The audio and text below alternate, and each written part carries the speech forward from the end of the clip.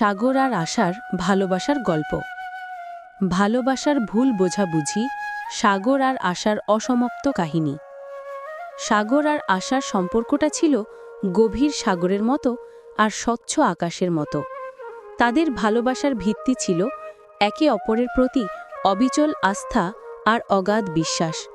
বিশেষ করে সাগর আশাকে ভালোবাসত অনেক বেশি।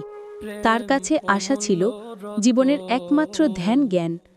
তারা স্বপ্নের জাল বুনছিল, যেখানে তাদের ভবিষ্যৎ ছিল একসঙ্গে হাতে হাত রেখে পথ চলার অঙ্গীকার।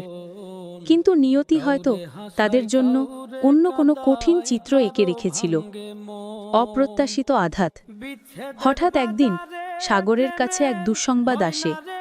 সে শুনতে পায় আশার বাবা মা জোর করে আশাকে বিয়ে দিচ্ছেন। এই খবর সাগরের মাথায় যেন আকাশ ভেঙে পড়ে। আশা একবারও তাকে কিছু জানায়নি। সে বুঝতে পারে নিশ্চয়ই আশার ওপর কোনো চাপ আছে। কোনো কিছু না ভেবেই আশার সঙ্গে দেখা করার জন্য সে অস্থির হয়ে ওঠে। তার মন চাইছিল এখনই ছুটে গিয়ে আশাকে এই কঠিন পরিস্থিতি থেকে মুক্ত করে আনবে। সে কথা শুনতে পেয়ে সাগর ছুটে চলে আশার কাছে। দ্রুত গতিতে মোটরসাইকেল চালিয়ে সে যখন আশার বাড়ির দিকে যাচ্ছিল, তখনই এক মর্মান্তিক দুর্ঘটনা ঘটে। হাসপাতালে নীরব যন্ত্রণা। রাস্তার বাঁকে দ্রুত গতির একটি ট্রাকের সাথে সাগরের মোটরসাইকেলের ধাক্কা লাগে। হঠাৎ সাগর পড়ে যায়। গুরুতর আহত অবস্থায় তাকে হাসপাতালে ভর্তি করা হয়। বেশ কিছুদিন তাকে হাসপাতালের বিছানায় কাটাতে হয়। তার শরীরের ক্ষত হয়তো একসময় সেরে উঠবে, কিন্তু মনের ক্ষতটা ছিল আরও গভীর। এদিকে এই কঠিন সময়ের সুযোগ নিয়ে আশার বাবা মা আশাকে জোর করে বিয়ে দেয়। আশার সব অনুরোধ প্রতিবাদ সেদিন চাপা পড়ে যায় বাবা মায়ের কঠোরতার কাছে। সে জানত না সাগর তার জন্য ছুটে এসেছিল। সে শুধু জানত তার জীবনে এক কঠিন সত্য নেমে এসেছে, আর সাগর কেন যেন তার ডাকে সাড়া দিচ্ছে না। ভুল বোঝাবুঝির দেয়াল। আশা তখনও জানতে পারেনি সাগর অ্যাক্সিডেন্ট করে হাসপাতালে আছে।